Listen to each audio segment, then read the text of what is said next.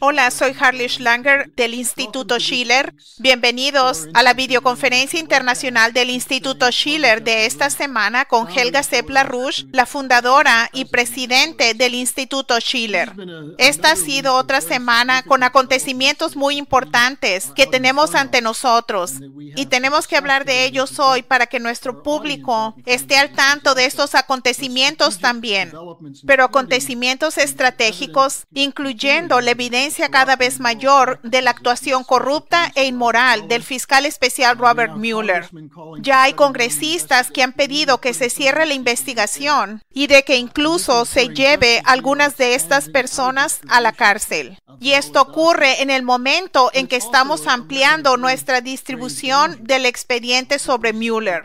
Pero también este es un momento de un grave peligro. Hay una muy buena razón de por qué a menudo hay guerras y acontecimientos terroristas y banderas falsas que ocurren al final del verano y durante el periodo de la Navidad, principalmente porque la gente no está poniendo atención. Así que debemos asegurarnos de que la gente ponga atención a medida que entramos a este periodo crucial de finales del 2017.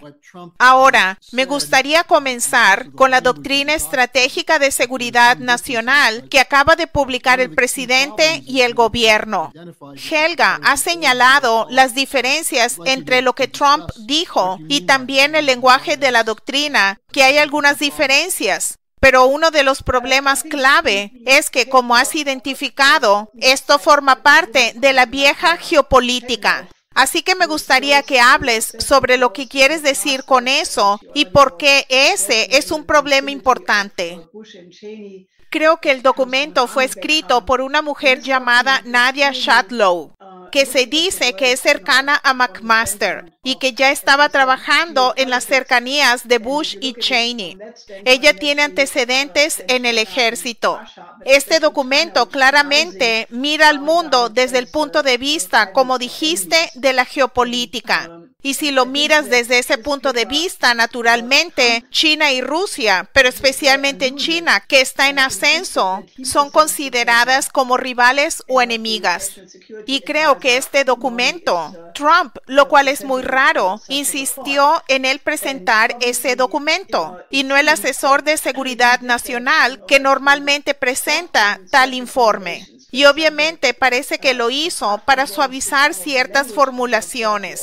Por ejemplo, además de revisar parte del lenguaje del informe, también dijo que quiere establecer una asociación muy sólida con Rusia y China. Y por ejemplo, esto tuvo el efecto ridículo donde algunos periódicos europeos dijeron, ni siquiera puede leer el documento, porque dijo cosas que son diferentes a las del informe. Y creo que refleja el hecho de que la lucha de facciones en el gobierno de Trump está lejos de terminar. Y que todavía hay un esfuerzo de los neoconservadores y de los que quedaron de previos gobiernos en varios aspectos de su gobierno que se expresaron en este informe. Y Trump, que después de todo tuvo una visita de Estado muy exitosa a China hace poco y habló por teléfono de manera exitosa con Putin la semana pasada sobre la derrota del ataque terrorista que se planeaba para San Petersburgo y cosas similares muy productivas. Así que creo que Trump todavía tiene la disposición de querer trabajar con Rusia y China. Pero creo que si miran a las reacciones muy rápidas y extremadamente fuertes provenientes del Ministerio de Relaciones Exteriores de Rusia, de Peskov, el portavoz del Kremlin, del Global Times, del Ministerio de Relaciones Exteriores de China, de la Embajada de China en Washington, todos básicamente dicen que esta doctrina refleja un tipo de pensamiento pasado de moda. Señalan al hecho de que hay una era con completamente nueva que está dando forma especialmente al Pacífico Occidental, porque en este documento hay 6 regiones. Una de ellas es el Pacífico Occidental o Oriental, y obviamente esta es una de las áreas que ha cambiado completamente a través de la iniciativa de la Franja y la Ruta, donde todos los países en la región están cooperando con China en una cooperación donde todos ganan, en beneficio mutuo de cada uno de ellos. Y que por lo tanto, dado que se hizo la propuesta muchas veces a Estados Unidos y Europa de cooperar con la iniciativa de la Franja y la Ruta, en realidad no hay una razón para tener una posición tan contenciosa. Los rusos básicamente lo llamaron un documento imperial. Insistieron en que todavía refleja el deseo de seguir teniendo un mundo unipolar, que ya pasó, por lo que es un esfuerzo completamente inútil. Y los chinos también fueron extremadamente duros y dijeron que era una manera anticuada de pensar y que no podía llevar a nada positivo. Pero les muestra que el mundo está muy lejos de estar fuera de la zona de peligro. Y yo normalmente le doy el crédito a Trump, porque a diferencia de sus predecesores, Bush y Obama, él le ha extendido su mano a Rusia y a China, y todavía tiene el potencial de llevar al mundo en una dirección diferente. Sin embargo, cuando hace algo que no me agrada, también me tomo la libertad de decirlo. Es interesante que nada menos que el Wall Street Journal ayer tuvo un artículo de un cierto individuo llamado Arthur Herman, que todavía estaba ubicado en la geopolítica, pero él dice que el hecho de que hay 3 personas, Trump, Xi Jinping y Putin, que están trabajando en lo que él llama un equilibrio de poder, que no creo que sea la expresión correcta, pero él dice que, por lo tanto, hemos dejado atrás a la era wilsoniana de las guerras permanentes que condujo al mundo a guerras casi continuas en Corea, en Vietnam, en Afganistán, en Libia, Siria, etc. Y él dice que esta era ya ha terminado debido a esos 3 personajes. Ahora, creo que hay una cualidad totalmente diferente de esa relación y el potencial de esa relación. Es decir, lo que Xi Jinping llama una comunidad para un futuro compartido de la humanidad y lo que normalmente llamamos la humanidad unida para los objetivos comunes de la humanidad. Ese es el potencial. Pero creo que estamos en una de estas áreas y uno de los comentarios en un periódico chino dijo que hay muchos conceptos diferentes sobre cómo se debe dar forma al futuro de la humanidad. Y esa aún no es una cuestión resuelta. Y creo que es absolutamente cierto. Pero es por eso que es tan absolutamente importante superar esta visión geopolítica, que tiene la idea de que hay grupos de países o un país que tiene un interés legítimo en contra de los demás. Es decir, es el tipo de pensamiento que condujo a 2 guerras mundiales en el siglo XX. Y creo que debería ser obvio para cualquiera que en la era de las armas termonucleares, ese pensamiento solo puede conducir a una posible aniquilación de la especie humana. Debemos deshacernos de él.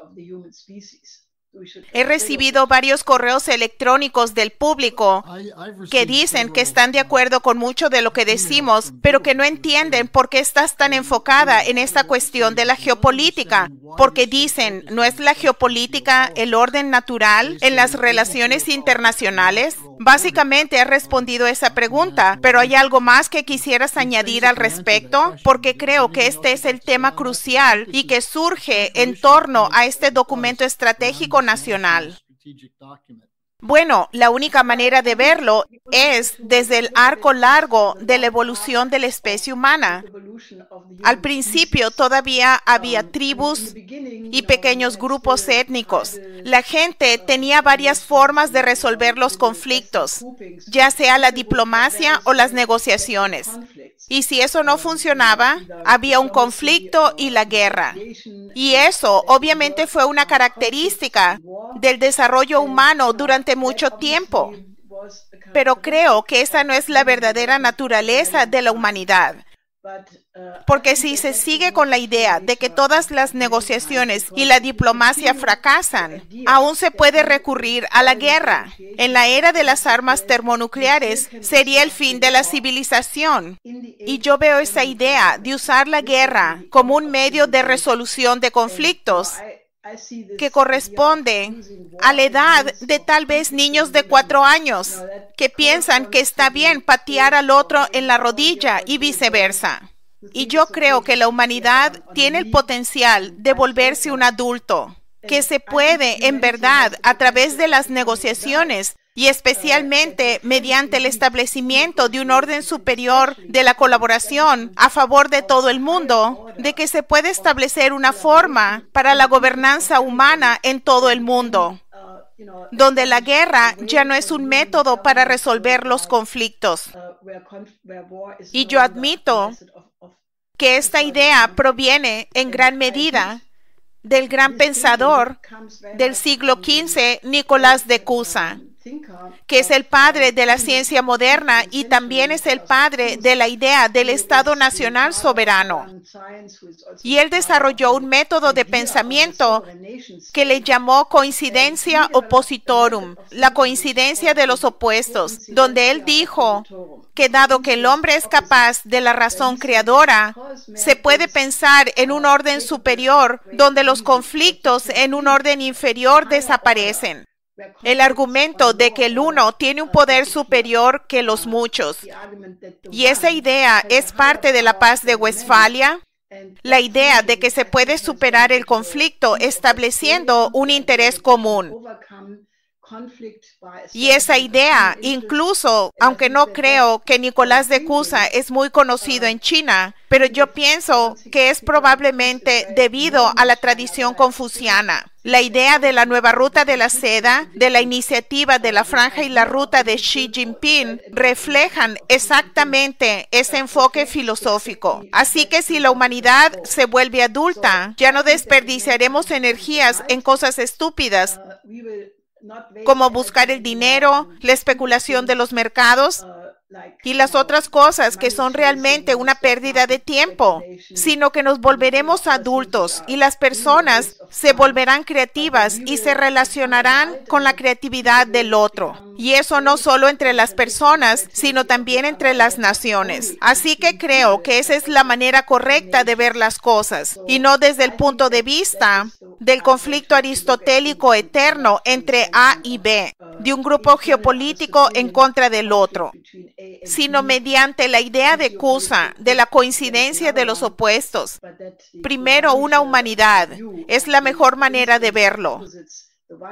Recientemente tuve la experiencia en resolver un conflicto entre niños de 3 y 4 años y puedo asegurarte que la supervisión de un adulto es absolutamente necesaria. Y de eso es lo que has estado hablando en términos del enfoque de Cusa. Vimos algo completamente loco en los últimos días de la revista Newsweek y del Bild der Zeitung, que una vez más sacan a relucir el espectro del ejército ruso invadiendo a Europa. ¿Qué le pasa a esta gente?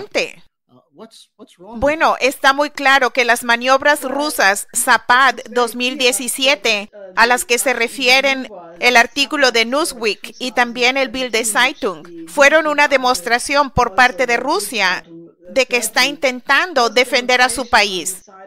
Y es una reacción a toda la política de tender un cerco de la OTAN, de mover más y más tropas a la frontera rusa. Pero la idea de que Rusia, en una manera convencional, ocupara a los 3 estados bálticos, bombardeara a Polonia con los misiles Iskander desde Kaliningrado, bombardeara la infraestructura en Alemania, Suecia y Finlandia, eso es completamente absurdo. Esto nunca sucedería. Y creo que es solo una historia de miedo, entre otras cosas, para crear el motivo de una acumulación convencional. Y estos artículos, naturalmente, se publicaron en el contexto también de la decisión del Consejo Europeo de crear una Unión de la Defensa Europea, que es una idea completamente ridícula. Esto no integrará más a la Unión Europea, al contrario, causará más oposición. Y yo pienso que es una expresión de aquellas personas que absolutamente se oponen a un nuevo paradigma y que quieren usar la geopolítica. Es la vieja manipulación británica de divide y vencerás, de manipular al más débil en contra del más fuerte y viceversa, y de esa manera mantener el control. Así que realmente es un instrumento de la oligarquía y de los imperialistas para mantener el viejo orden, pero no creo que tenga ninguna posibilidad de éxito. Y hablando del viejo orden, hemos visto la continuación de la investigación de Mueller, pero ahora vemos surgir algo diferente. Se tienen los escándalos en torno a McCabe, el subdirector del FBI.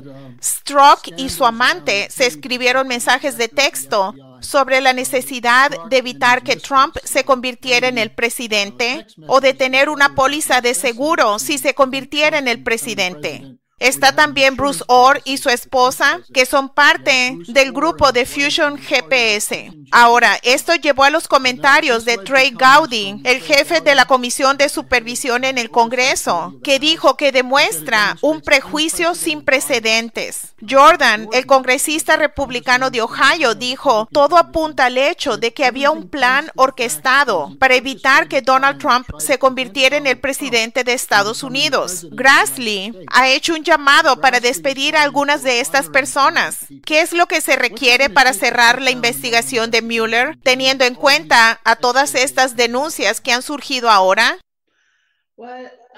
Están circulando rumores de que Trump pueda tener una sorpresa de la Navidad, y si eso sucediera, sería algo muy interesante, y obviamente sería que alguien investigara todo este complejo en la forma de un investigador especial. Pero yo pienso que ya, de hecho, estos congresistas y senadores que mencionaste, Núñez, Grassley en el Senado, Gowdy y Gaetz y varios otros, yo pienso que están muy enojados de lo que han encontrado. E incluso la prensa ya no está encubriendo esto. Publicaron un buen artículo en Dinamarca, en el periódico conservador Berlingske Tidende, que decía que los burócratas de Obama conspiraron para evitar la elección de Trump y después de que fracasaron, han tratado de tumbarlo. Y ellos repasan toda esta historia y quiénes son los culpables. Así que está saliendo la verdad. Incluso el periódico alemán FAZ no podía evitar reportarlo, aunque de la manera en que suelen hacerlo, ellos trataron de minimizarlo diciendo, toda esta gente que habla del estado profundo son los proponentes de las teorías de conspiración, etc. Pero la verdad está saliendo a la luz. Ahora nosotros en Estados Unidos, es decir, nuestros colegas de la Rouge PAC, hicieron una gran movilización con muchos activistas, distribuyeron el expediente sobre Mueller en todas las oficinas del Congreso y del Senado. Y como dijeron, hubo muchas pláticas a fondo porque ha habido un interés ahí sobre lo que está pasando. Porque parece que mucha gente en el Congreso se da cuenta que lo que está en juego es la Constitución de Estados Unidos. El Congreso tiene el derecho de supervisar a las agencias de inteligencia. Y si estas agencias son leales al previo gobierno que estuvo involucrado en tales actividades tan increíbles, están conscientes del hecho de que si no actúan ahora, entonces es como tirar a la Constitución de Estados Unidos en el cesto de la basura. Pero yo pienso que va a requerir un esfuerzo continuo y una movilización, porque estos individuos están muy desesperados, porque ellos ven que todo su sistema se viene abajo. Y si esta investigación continúa, quiero decir, hay varias personas que dijeron que lo que hizo el Departamento de Justicia o algunas personas en él y en el FBI fueron crímenes. Así que están tratando de manipular la situación para evitar las consecuencias de lo que hicieron. Pero yo pienso que estamos llegando a un punto muy serio donde ya se cambió la dirección, pero es una lucha. Así que manténganse en contacto con nosotros, no se confíen, no coman muchas galletas en la Navidad, manténganse sintonizados y estén movilizados.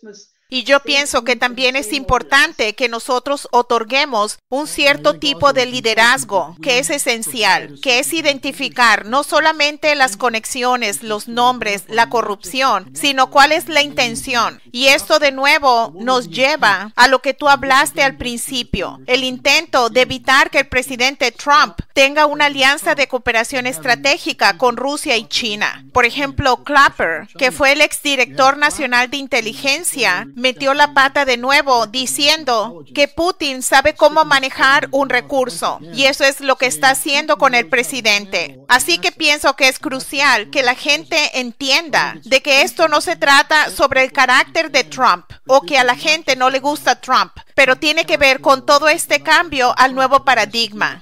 Ahora, sobre esto, hablaste un poquito antes sobre la situación en Europa. Hay varias crisis potenciales en términos de Europa Oriental, la situación bancaria, una declaración de un importante economista italiano de que el euro es fascista. ¿Qué es lo que está pasando? ¿Qué es lo último sobre la situación en Europa? Este economista italiano ha criticado mucho al euro por razones similares por las que hemos sido críticos. O, por ejemplo, el exprofesor Hankel, que planteó un muy buen argumento de por qué la eurozona nunca iba a ser una zona de moneda óptima. Porque hay países que tienen un carácter rural y hay países industrializados. Y Europa no es un país, no hay una población europea, no es como Estados Unidos o no es incluso como Latinoamérica. Porque hay más de 30 naciones, culturas, tradiciones. La gente en un país, en Eslovenia, no sabe absolutamente nada de la gente en otras partes. No hay manera de saber porque no está leyendo sus periódicos, incluso si los periódicos no informan mucho. No hay un pueblo europeo. Y lo que dijo el profesor Banyai es que mientras los partidarios del euro no visten camisas negras. Sin embargo, cualquiera que quiera implementar su meta mediante la violencia representa una forma de fascismo. Y a lo que se refiere es que todo mundo sabe que el euro no funciona. Él dijo, está escrito en todos los libros de texto. Y es una cuestión de tiempo para que el edificio del euro se derrumbe. Y se tiene la intención de que esa crisis conduzca a una mayor integración europea. Y él dice, esto es fascismo. Ahora, esto no es tan descabellado como algunas personas podrían pensar, porque, por ejemplo, Jacques Attali, que fue un asesor clave y la eminencia gris de Francia durante el periodo de Mitterrand, él dijo muchas veces que los padres del euro lo crearon deliberadamente con un defecto de nacimiento para que hubiera una crisis y entonces esa crisis se usaría para implementar una unión política que no se podría obtener de otra manera. Hay claramente una gran oposición a la idea de Estados Unidos de Europa por las razones que dije antes, de que no hay un pueblo europeo. Así que hay estos llamados ahora de Macron, Juncker, Martin Schulz. Todos han dado versiones ligeramente diferentes de una idea que ahora, debido a todas estas crisis de los refugiados, las tensiones entre los diferentes países de Europa Oriental y Europa Occidental, de que debe imponerse un Estados Unidos de Europa. Y creo que esto tiene tanta oportunidad como un copo de nieve en el infierno, porque todos estos esfuerzos ahora de imponer esta acción supranacional que elimina cada vez más la soberanía va a causar más oposición y más reacción. Así que pienso que no va a funcionar. A mí me parece muy importante que varios asesores del primer ministro de Hungría, Orbán, dijeron que toda esta discusión sobre un Estados Unidos de Europa les recordaba a Hitler. Así que el tono se ha vuelto muy fuerte y yo pienso que no tiene nada que ver con la unidad. La última atrocidad, por así llamarla, es el hecho de que la Unión Europea decidió aplicar el artículo 7 a Polonia, quitándole su derecho a votar. Ahora, primero que nada, esto también no va a funcionar, porque esto solo podría implementarse si hubiera una unión entre los otros diferentes 26 estados. Pero Hungría ya dijo que no van a respaldar la decisión de la Unión Europea en contra de Polonia. Y están hablando de tomar medidas similares en contra de Rumania. Y yo pienso que todo esto llevará a una polémica aún mayor y a una mayor desunión. Y si continúan haciendo esto, Polonia podría salirse de la Unión Europea porque bajo ninguna circunstancia se va a echar para atrás. Y muy rápidamente, sobre la crisis en Europa, ¿hay algo sobre la situación de falta de gobierno en Alemania? Esta es una situación terrible porque ya han pasado 3 meses desde la elección y primero las pláticas de la llamada coalición de Jamaica fracasaron. Ahora están hablando de una gran coalición. Merkel dice que solo eso va a aceptar como un resultado, mientras que el SPD dice no. Ellos quieren una discusión abierta y tal vez apoyar a un gobierno de la minoría, lo que Merkel ha descartado. Así que esto va y va alargándose y yo pienso que el principal problema con esto es que ninguno de los partidos participantes tiene ninguna perspectiva de cuál debe ser el futuro de Alemania. ¿De dónde estará Europa en 10 años o en 100 años a partir de ahora? Así que todo es sobre la política del poder, es sobre pequeños temas. Y solo significa que no habrá un gobierno a la vista antes de Semana Santa. Ahora dicen ellos. Naturalmente en Europa no se tomará decisión alguna hasta que haya un gobierno alemán. Así que toda la situación es extremadamente frágil en Europa ahora mismo. Y ya sabes, muchos más países están usando eso como la razón para cada vez más aliarse con la ruta de la seda. Austria, Suiza, los países de Europa Oriental, los países de los Balcanes, Italia, España, Portugal, están fortaleciendo sus lazos con la iniciativa de la Franja y la Ruta. Y eso es algo muy bueno. Y significa que la postura de resistencia que tienen Bruselas y Berlín no se va a mantener por mucho tiempo. Desde Estados Unidos, este último par de días hubo la aprobación de la llamada Ley de la Reforma Tributaria. Sé que tienes algunas ideas sobre esto. Esto no va a resolver ningún problema. ¿Qué es lo que quisieras decir al respecto, Helga? Bueno, como sabes, obviamente celebraron esto como la primera gran victoria del presidente Trump, pero yo no pienso que va a resolver nada, si no es parte de un paquete de otras medidas, como por ejemplo la Glass-Steagall, un sistema de crédito, como la Corporación para la Reconstrucción Financiera de Roosevelt, o como el Banco Nacional de Alexander Hamilton, y básicamente acabando con la especulación en el sector de los derivados. Si solo bajan los impuestos en estas circunstancias, sin controlar los otros factores como acabo de mencionar, lo que probablemente va a hacer, va a traer cierta inversión a Estados Unidos, de seguro, pero gente en Alemania ya dice, bueno, tenemos que protegernos a nosotros mismos y tomar medidas en contra de esto. Así que llevará a que haya más tensión internacional y probablemente en Estados Unidos. Y probablemente en Estados Unidos, las grandes corporaciones y los bancos solo usarán estos recortes de los impuestos para invertir más en los mercados, para comprar sus propias acciones que ya han estado haciendo desde la crisis del 2008 con la emisión cuantitativa y con la política de la tasa de interés a cero. Y yo pienso que una razón de por qué se le debe temer a esto es Jamie Dimon. Por ejemplo, él se rió y dijo, esto es maravilloso, esta es la cuarta emisión cuantitativa. Y yo pienso que requiere que continuemos nuestra movilización. Yo sé que nuestros colegas en Estados Unidos de la Rush PAC han creado un nuevo folleto que exige que se implementen las 4 leyes de mi esposo, de Lyndon LaRouche, y por qué Estados Unidos debe unirse con China en crear la nueva ruta de la seda, tanto internamente como internacionalmente.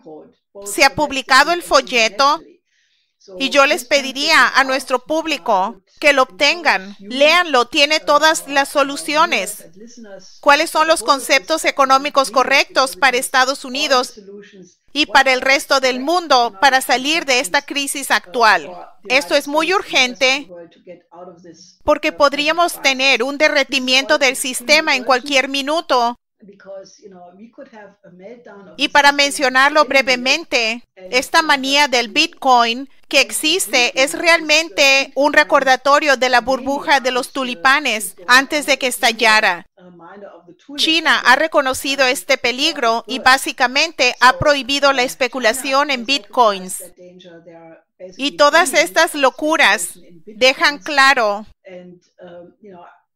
la necesidad urgente de implementar a la Glass-Steagall y a todas las 4 leyes del señor LaRouche, que especialmente incluyen un gran aumento en la productividad de la fuerza laboral a través de un programa de emergencia para la tecnología de la fusión, en la cooperación espacial, en inversiones de alta tecnología en general, y a menos de que se haga eso, incluyendo la infraestructura de alta tecnología.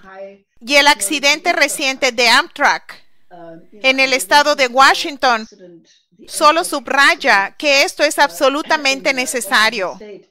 A menos que se haga esto como un paquete, yo no pienso que el mundo va a salir de esta crisis. Y Helga, quisiera concluir con una pregunta que han hecho de nuevo varias personas en el público. La gente cae presa de esta idea de que de alguna manera China es una amenaza. Y una de las cosas que la gente ha visto es este concepto de socialismo con características chinas. Ahora, tú has escrito mucho sobre esto y no es justo pedirte que hagas un resumen en un par de minutos, pero eso es lo que vamos a tener que hacer. ¿Qué es lo que Xi Jinping quiere decir con el socialismo con características chinas? Yo creo que también encontrarás una confianza cada vez mayor en la población china, al punto que nadie puede poner en duda el éxito increíble del modelo económico chino. Y ellos señalan al hecho de que su modelo es muy superior y más exitoso que el modelo occidental al que ellos rehúsan seguir. Ahora, hay tal cosa como los hechos, como el valor de formación de los hechos. La gente debe preguntarse, ¿por qué el modelo chino es más exitoso? Bueno, la respuesta es muy simple y es que principalmente está dedicado al bien común. Y naturalmente esto siempre ha sido criticado por el occidente, que los chinos están eliminando a la libertad y a los derechos humanos, etc. Pero en realidad, si uno se pregunta a sí mismo, este hedonismo superindividual en el occidente, ¿es realmente un valor que es tan deseado? Los valores han llegado a un punto donde todo se vale, todo es permitido. No hay un criterio para la verdad o para aceptar el bien común. Todo es la sobrevivencia del más fuerte. Y aquellos que son ricos se vuelven más ricos y aquellos que tienen la mala suerte de ser pobres se vuelven cada vez más pobres. Y eso es tan deseable como en China. Yo estoy convencida que mientras hay un debate sobre Marx, hay un debate sobre el socialismo con las características chinas. Estoy totalmente convencida. Y yo he observado esto por mucho tiempo y de muchos aspectos.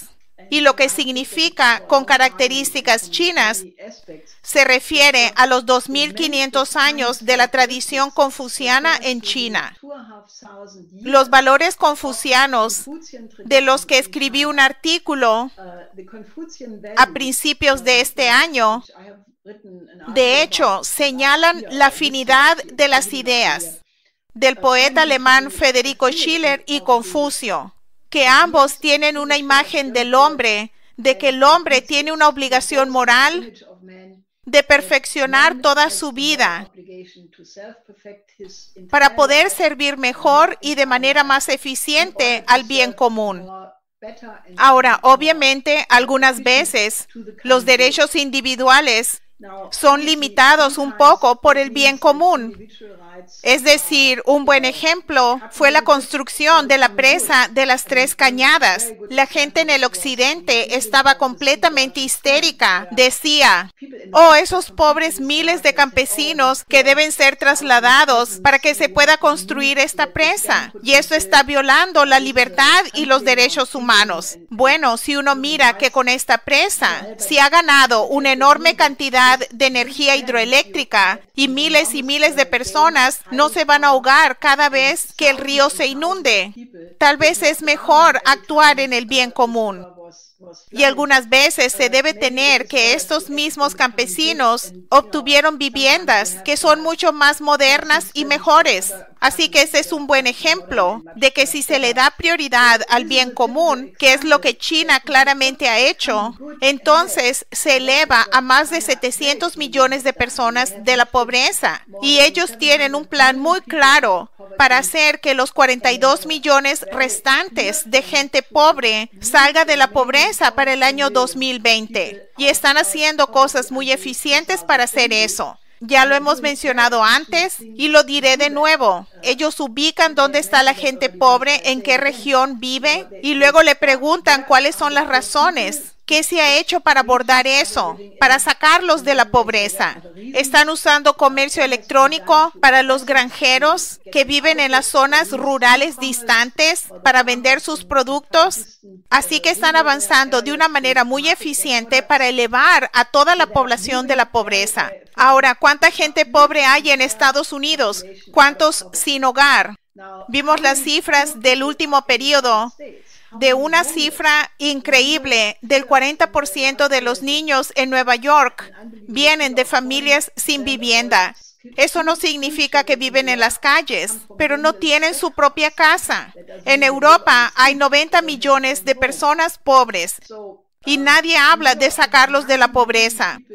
La tasa de la gente pobre en Grecia acaba de aumentar. Por lo tanto, creo que 2/3 partes de toda la población vive por debajo de la línea de la pobreza y tiene ingresos menores a 1,000 euros. Y un gran porcentaje de eso tiene solo empleos de medio tiempo, ganando algo como 450 euros al mes. Y no hay ningún plan para cambiar eso. Al contrario, la Unión Europea está implementando más austeridad todo el tiempo. Yo pienso que la gente no debe mirar a esta cuestión de China con prejuicios. El modelo chino es completamente diferente. Se basa en una tradición de 2,500 años.